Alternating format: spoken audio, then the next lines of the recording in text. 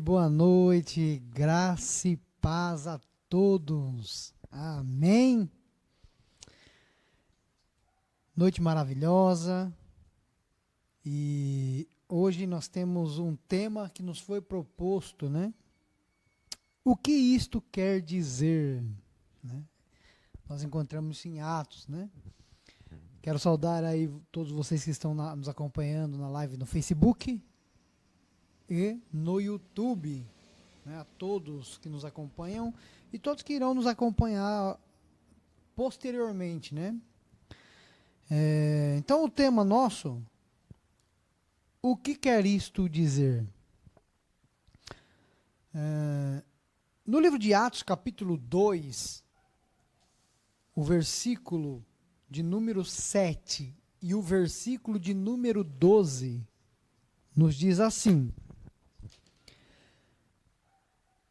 Estavam, pois, atônitos e se admiravam, dizendo: Vede, não são porventura galileus todos esses que aí estão falando?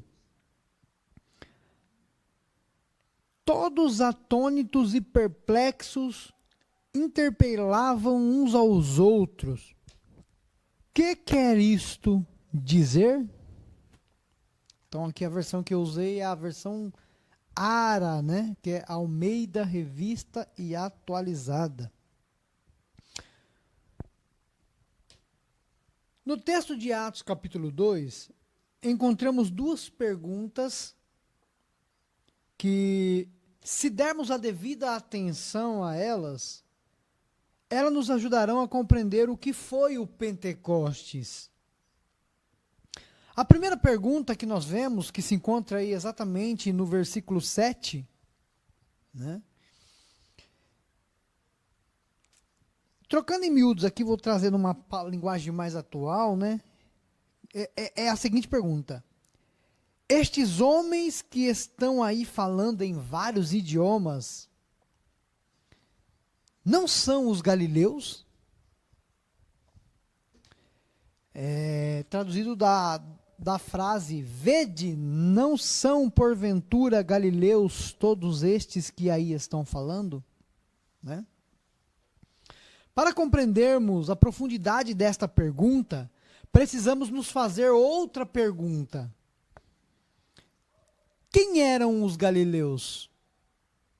Você sabe quem eram os galileus? Você sabe descrever quem eram estes homens a qual gerou essa pergunta atônita, espantosa, né? De alguém que estava espantado com o que estava vendo?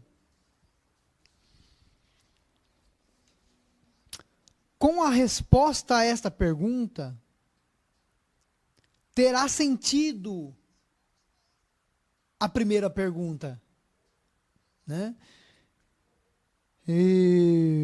Então vamos à resposta a essa pergunta. Os galileus eram conhecidos por serem guardadas, logicamente, as poucas exceções, mas em sua esmagadora maioria, por pessoas muito simples, pobres e, consequentemente, muito pouco letradas. E, às vezes, sequer eram letradas, né? Então, eram pessoas semi-alfabetizadas ou analfabetas de tudo, né? Analfabetas de tudo. Ou seja, eram pessoas que não conheciam direito o próprio idioma. E agora os galileus eram vistos por aqueles homens que estavam na cidade de Jerusalém, né? Eram vistos por eles falando diversos idiomas e dialetos, né? Idiomas e dialetos esses daqueles homens e mulheres que eram oriundos de diversos países. E isto lhe causaram, né, o espanto que os levou à primeira pergunta. Porventura não são galileus estes homens que estão aí falando, né? Como pode alguém que nem mesmo sabe falar a própria língua estar falando em diversos idiomas. E depois de descreverem as diversas nacionalidades das mais distintas línguas que estavam ali em Jerusalém por conta da festa da colheita e do Pentecoste, então surge a segunda pergunta, que é inerente à primeira. O que isto significa? Ou, qual o sentido disto? Né? Quando eles perguntam, o que quer isto dizer? Que inclusive é o nosso tema. Agora vamos responder a esta pergunta. Pois respondida esta pergunta, ficará também muito clara a primeira pergunta. Vamos lá então. O que deve ficar bastante claro na minha e na sua mente nessa noite, sobre esta pergunta, o que isto quer dizer, é, em primeiro lugar, isto quer dizer o cumprimento da promessa feita por Jesus no Evangelho de Marcos, capítulo 16, verso 15 a 17. Abre lá sua Bíblia no Evangelho de Marcos, capítulo 16, o versos 15 a 17. Jesus vai dizer assim: e disse-lhes, ide por todo o mundo e pregai o evangelho a toda criatura. Quem crer e for batizado será salvo. Quem, porém, não crer será condenado. Estes sinais hão de acompanhar aqueles que creem. Em meu nome expelirão de demônios e falarão novas línguas. Então Jesus, ele dá uma promessa para aqueles galileus, conhecidos por malemar saberem falar a própria língua. Imagina como eles devem ter ficado espantados com isso. Olhando para eles mesmos e dizendo, olha, nós não sabemos nem falar a nossa própria língua, como nós vamos falar novas línguas, né? Será que ele vai ensinar novos idiomas para nós, né? Como um professor de idiomas? Né? Nós não temos dinheiro para pagar um professor, né? Mas Jesus disse, em meu nome falarão novas línguas a todos os que creem, né? Aqui houve a reversão da inversão das línguas em Babel.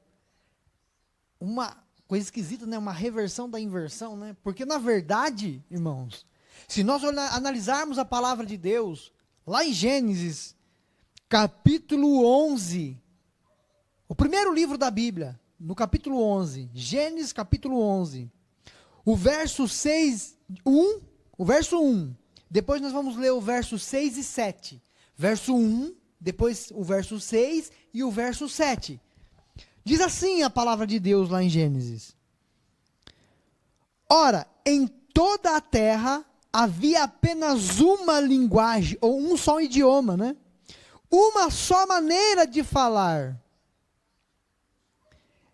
E aí, a partir do 6 e 7 diz assim, e o Senhor, o verso 6, e o Senhor disse, eis que o povo é um, e todos têm a mesma linguagem. Isto é apenas o começo. Agora não haverá restrição para tudo que intentam fazer. O verso 7, vinde, desçamos e confundamos ali a sua linguagem, para que um não entenda a linguagem do outro. Então aqui está narrando a construção da Torre de Babel. E o que facilitava era que todos tinham o mesmo idioma. Não existia diferença de idioma, não existia outros idiomas, existia apenas um idioma. Não sabemos qual era esse idioma. Mas para que aquela construção parasse, Deus veio e confundiu as línguas. Então ele, ali naquele momento, ele cria as distinções de idiomas que a partir daí começa a nascer as nacionalidades. Então, Em Pentecoste, lá em Atos 2, nós começamos a ver a reversão. Né? Então Deus começa a capacitar homens e mulheres de Deus a falarem a língua de todos os povos. A segunda coisa que eu posso entender e que nós precisamos entender, e depois no final nós vamos arrematar tudo isso aqui, que começamos a falar, e vai ficar bem claro. Então, isto quer dizer, em segundo lugar, em primeiro lugar, o cumprimento desta profecia feita por Jesus em Marcos 16. Em segundo lugar, isto quer dizer o início do tempo profetizado por Joel no capítulo 2, verso 28 a 32. Depois você pode conferir lá, Joel capítulo 2, 28 a 32. Mas nós vamos ler o texto de Atos capítulo 2, o versos 14 a 21, onde Pedro, ao discursar, ele vai relatar exatamente esses versos de Joel, capítulo 2, 28 a 32. Então, Pedro vai dizer assim, Lucas vai descrever Pedro dizendo assim, Então se levantou Pedro com os 11, e erguendo a voz, advertiu-os nestes termos: varões judeus, e todos os que habitam, e todos os habitantes de Jerusalém, tomai conhecimento disto e atentai nas minhas palavras. Estes homens não estão embriagados, como vindes pensando, sendo esta a terceira hora do dia, ou seja, 9 horas da manhã. Mas o que ocorre é o que foi dito por intermédio do profeta Joel. E acontecerá nos últimos dias, diz o Senhor, que derramarei do meu espírito sobre toda a carne. Vossos filhos e vossas filhas profetizarão, vossos jovens terão visões, e sonharão os vossos velhos. Até sobre os meus servos e sobre as minhas servas derramarei do meu espírito naqueles dias, né? E profetizarão. Mostrarei prodígios em cima no céu, e sinais embaixo na terra, sangue, fogo e vapor de fumaça. O sol se converterá em trevas e a lua em sangue, antes que venha o grande e glorioso dia do Senhor. E acontecerá que todo aquele que invocar o nome do Senhor será salvo. Então, Joel vai dizer que antes que venha o grande e glorioso dia do Senhor, ou seja, antes que venha a tribulação, o dia do juízo, né? Então, ele derramaria do seu espírito sobre toda a carne. Né? Então, aqui dá início a essa profecia. Em Pentecoste dá início também a esta profecia de Joel. Que toda a carne se derramaria o espírito. Porque antes, no Antigo Testamento, Deus escolhia uma pessoa, derramava o seu espírito, né? Ele escolhia uma pessoa para uma determinada obra, e ele derramava o seu espírito sobre ele, e o Espírito Santo agia sobre ele. Nós vemos, por exemplo, Sansão, na época dos juízes, né? Deus derramou o seu espírito só sobre ele, e só ele tinha o Espírito Santo ali agindo sobre ele, né, Sansão. E vários outros, Gideão, vários outros juízes, né, Temos também, por exemplo, Deus se derramou sobre a vida de Moisés, de Arão, né, naquele momento. Posteriormente, sobre a vida de Josué, com a partida e a morte de Moisés. Depois nós vemos que o Espírito Santo veio sobre Samuel, mas aí Samuel peca contra o Senhor, e aí o Espírito se retira de Samuel. Depois o Espírito desce sobre Davi, e assim nós vamos vendo sucessivamente. Sobre os profetas, né, Elias, Eliseu. Então ele escolhia uma pessoa para uma determinada obra e realizava. Na graça é diferente. Todos nós temos o Espírito Santo derramado sobre nós. Sobre aqueles que creem. Então, cumprindo assim a profecia de Joel. Terceiro e último aqui. E aí nós vamos depois arrematar tudo. Isto quer dizer, primeiro, o cumprimento da promessa feita por Jesus no Evangelho de Marcos 16. Isto quer dizer, em segundo lugar, o início do tempo profetizado por Joel no capítulo 2, verso 28 a 32.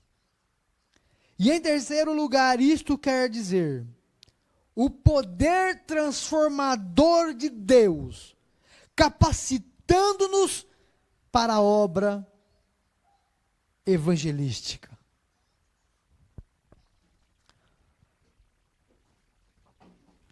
Queridos, você que está me ouvindo, atente-se a isso. O batismo com o Espírito Santo é uma capacitação para a obra evangelística. Seja ela missionária, seja ela evangelística local. E seja a obra evangelística que for. O Espírito Santo veio nos capacitar a fazê-la.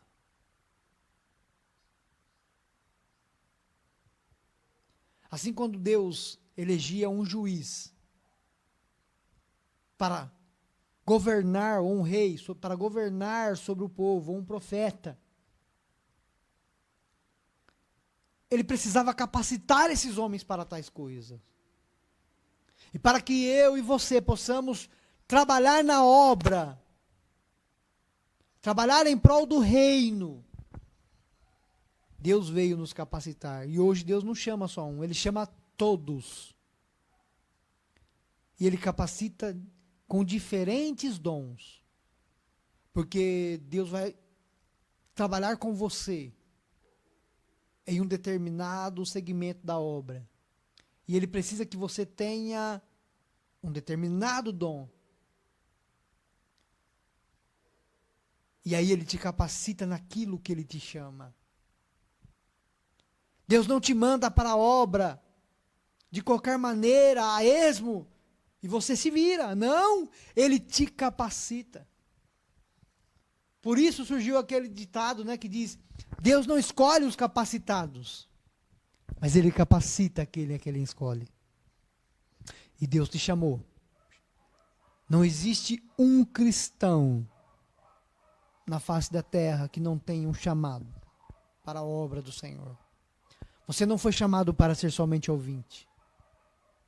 Tanto que Tiago vai advertir-nos, né? Dizendo, meus amados, não sejais somente ouvintes da palavra, mas também praticantes.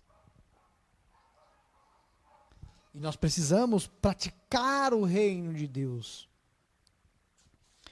Então, isto quer dizer o poder transformador de Deus, capacitando-nos para a sua obra evangelística. Cada dom que nos é dado com um único propósito, o de servir a Deus em sua obra. Portanto, cada dom é Deus capacitando os seus servos para a sua obra. Em Pentecoste, o primeiro dom foi as línguas, exatamente porque naquele dia marcado por Deus, estavam em Jerusalém pessoas oriundas de todas as nações debaixo do céu. Olha o que diz o capítulo 2 de Atos, o verso de número 5, e depois nós vamos ler o verso de 8 a 11. Primeiro o verso 5 e depois os versos de 8 a 11. Diz assim o verso 5. Ora, estavam habitando em Jerusalém judeus, homens piedosos, vindo de todas as nações debaixo do céu. Quem eram esses judeus? Eram judeus naturais somente? Não, eram judeus convertidos. Vamos ver aqui o verso 8 em diante.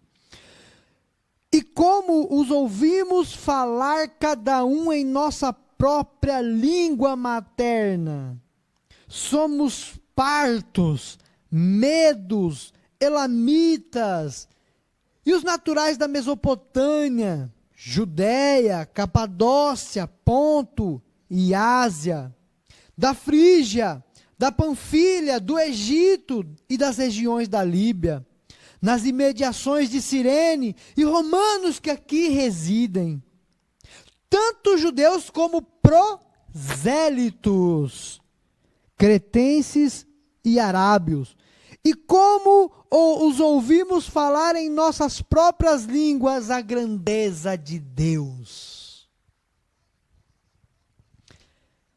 O verso 11 diz, tanto judeu como prosélitos. Prosélito era como os judeus chamavam os gentios que se convertiam ao judaísmo e se tornavam judeus.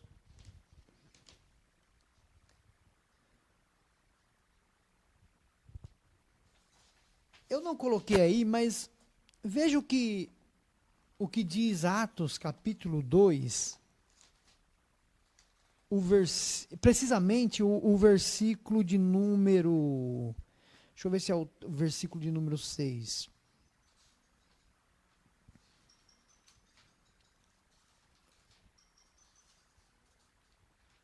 Olha aqui, ó. Vamos ler do verso... Vamos ler do verso 1 em diante. Ao cumprir-se o dia de Pentecoste, estavam todos reunidos no mesmo lugar. E de repente veio do céu um som. Não era vento, era um som como de um vento impetuoso. E encheu toda a casa em que estavam assentados. E apareceram distribuídas entre eles línguas como de fogo. Não era fogo, mas era como de fogo. E pousou uma sobre cada um deles. E todos ficaram cheios do Espírito Santo. E passaram a falar em outras línguas, segundo o Espírito Santo lhes concedia que falassem. Então, cada um falava em uma língua. Em uma dessas línguas, parta, medos, elamitas, egípcio, cada um falava uma língua. A palavra deixa bem claro isso aqui.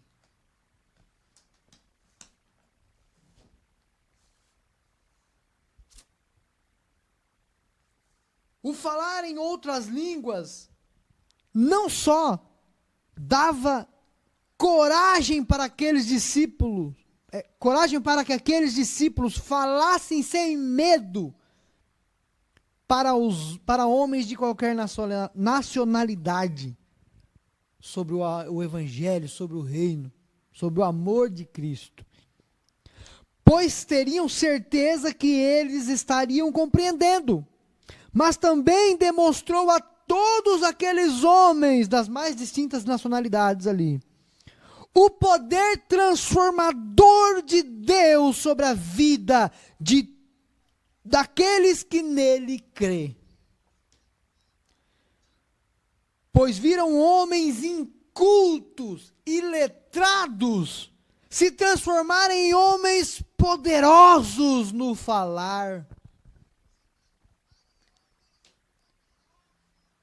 Mas depois vemos também Paulo, que já era um poliglota, né? já falava vários idiomas. Ele falava o aramaico, o hebraico, ele falava o latim, o grego, né?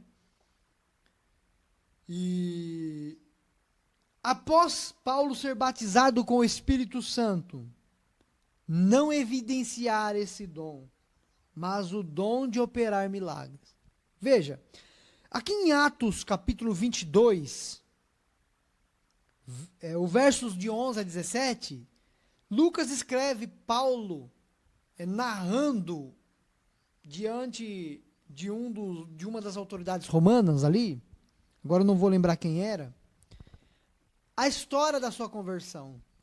E aí, a partir do verso 11, ele diz assim, ó: tendo ficado cego por causa do fulgor daquela luz, guiado pela mão dos que estavam comigo, cheguei a Damasco. Um homem chamado Ananias, piedoso conforme a lei, tendo bom testemunho de todos os judeus que ali moravam, veio procurar-me, e pondo-se junto a mim, disse: Saulo, irmão, recebe novamente a vista. Nessa mesma hora recobrei a vista e olhei para ele. Então ele disse: o Deus de nossos pais de antemão te escolheu, para receberes a sua vontade, e veres o justo, e ouvires uma voz da sua própria boca. Porque terás de ser sua testemunha diante de todos os homens, das coisas que têm visto e ouvido. E agora, por que te demoras? Levanta e recebe o batismo, e lava os teus pecados, invocando o nome dele. Aqui ele fala do batismo nas águas. Tendo eu voltado para Jerusalém, enquanto orava no templo, sobreveio-me um êxtase. E aqui esse êxtase, ele está se referindo exatamente ao batismo com o Espírito Santo. Foi quando ele foi batizado com o Espírito Santo. Mas se você prosseguir, você vai ver que não fala sobre ele falar em línguas, né? E nós vamos ver, essa história aconteceu, essa história narrada por Lucas aí, que Paulo está se defendendo perante aí uma autoridade romana, ela está descrita em Atos capítulo 9, do verso 10 ao 20. Depois você pode conferir lá, que é a mesma história. Tá? Só um pouquinho mais completa. E aqui percebemos que não há o falar em línguas. Porém, vejam o dom que Paulo recebeu em seu batismo com o Espírito Santo, que foi evidenciado mais tarde. Em Atos capítulo 19, o verso de número 11 ao 13, Lucas vai descrever o seguinte. Atos 19, do 11 ao 13. E Deus, pelas mãos de Paulo, fazia milagres extraordinários, a ponto de levarem aos enfermos lenços e aventais do seu uso pessoal, diante dos quais as enfermidades fugiam de suas vítimas, e os espíritos malignos se retiravam. E alguns judeus exorcistas ambulantes tentavam invocar o nome de Jesus sobre os possessos de espírito maligno, dizendo: esconjuro-vos, pois, por Jesus, a quem Paulo prega. Olha só, aventais, roupas de uso pessoal de Paulo, eram levados a possessos, e os espíritos se retiravam. Olha, que poder milagroso! Mas era de Paulo? Não, era do Espírito Santo. Assim como falar em outras línguas não pertence ao pastor Saulo, não pertence a Pedro, a apóstolo nenhum, mas o texto já diz que cada um passou a falar em outra língua conforme o Espírito Santo concedia. Era Deus falando através desses homens.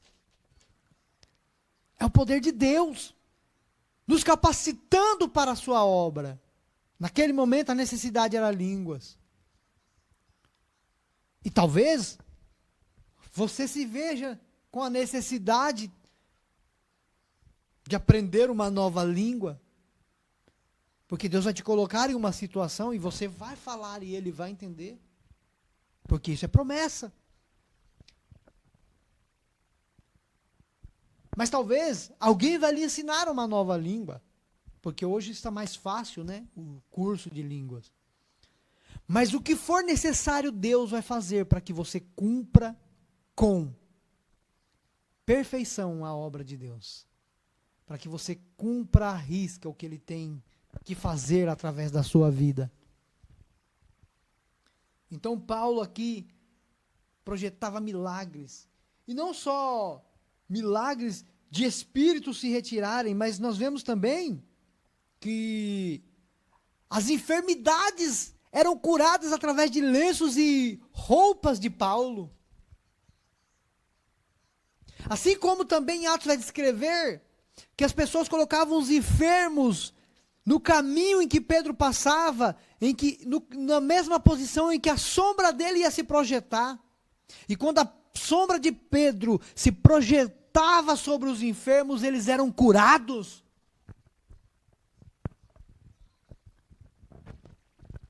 Mas da mesma forma era Deus fazendo.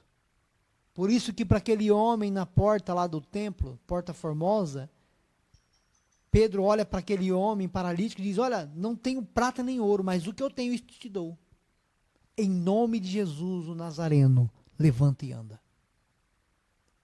Porque era Deus na vida de Pedro, assim como era Deus na vida de Paulo, assim como deve ser Deus na minha e na sua vida.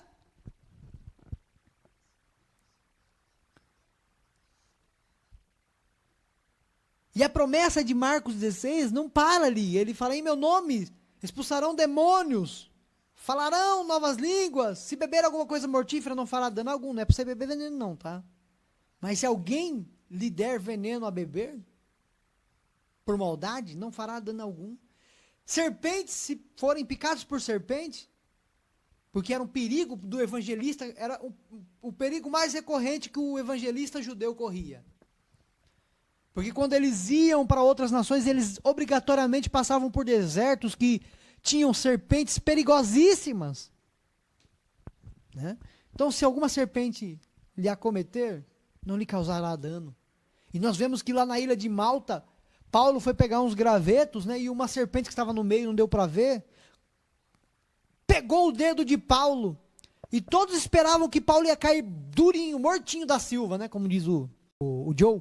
Né? Mortinho da Silva. Porém, Paulo simplesmente só fez assim, ó, chacoalhou a sua mão para que aquela serpente caísse no fogo. E continuou como se nada tivesse acontecido. E depois de algumas horas, aqueles homens, vendo que nada acontecera, falaram: esse homem deve ser um deus, ou deve ter parte com algum deus muito poderoso, porque nem a serpente conseguiu tirar a sua vida, muito menos o naufrágio. Poder de Deus! E imporão as mãos sobre os enfermos e os curarão. Né? Então, e muitos outros dons nós podemos ver. Então, para concluirmos aqui, isto quer dizer que o batismo com o Espírito Santo é Deus nos capacitando com as mais poderosas ferramentas, as quais nos faltam, para realizarmos a obra que Ele tem para cada um dos seus servos, no poder do seu Espírito. Em 1 Coríntios capítulo 12, nós vamos ler do versos 1 a 15, diz assim, 1 Coríntios capítulo 12, de 1 a 15, diz assim: a respeito dos dons espirituais, não quero, irmãos, que sejais ignorantes. Sabeis que, outrora, quando erais gentios, deixáveis conduzir-vos aos ídolos mudos, segundo erais guiados. Por isso vos faço compreender que ninguém que fala pelo Espírito de Deus afirma: anátema Jesus, ou seja, maldito Jesus.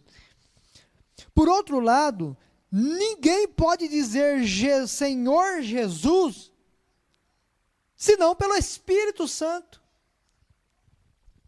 Então, olha só, tem gente que fala: porque você não fala em língua estranha, você não é batizado com o Espírito Santo. Um equívoco muito terrível, né? Ora, os dons são diversos, mas o Espírito é o mesmo. E também há diversidade nos serviços. Por isso os dons são diversos, porque há diversidades nos serviços. Mas o Senhor é o mesmo. E há diversidades nas realizações, mas o mesmo Deus é quem opera tudo em todos. A manifestação do Espírito é concedida a cada um, visando um fim proveitoso. Se eu falar em línguas, não vai ter um fim proveitoso, então por que Deus vai me capacitar com o dom de língua?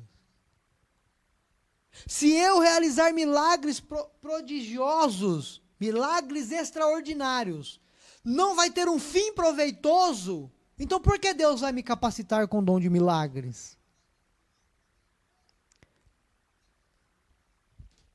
Então, a manifestação do Espírito Santo é concedida a cada um visando um fim proveitoso, porque a um é dada mediante o Espírito a palavra de sabedoria, e a outro, segundo o mesmo Espírito, a palavra do conhecimento.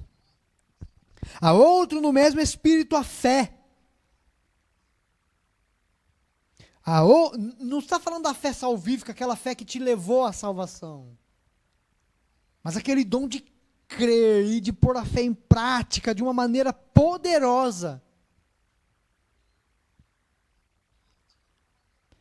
E a outro, no mesmo Espírito, dons de curar.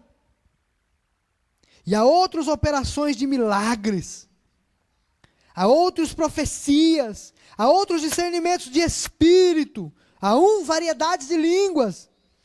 A outros, capacidades para interpretá-las. Mas um só é o mesmo Espírito que realiza todas essas coisas, distribuindo-as como lhe apraz, ou seja, como lhe agrada, a cada um individualmente. Porque assim como o corpo é um e tem muitos membros, e todos os membros, sendo muitos, constituem um só corpo, assim também com respeito a Cristo.